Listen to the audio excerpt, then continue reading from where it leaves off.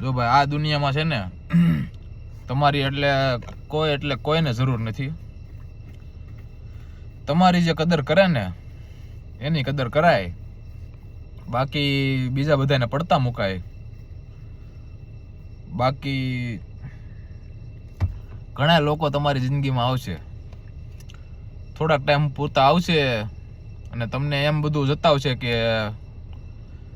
તમે જ એના માટે કંઈક છો.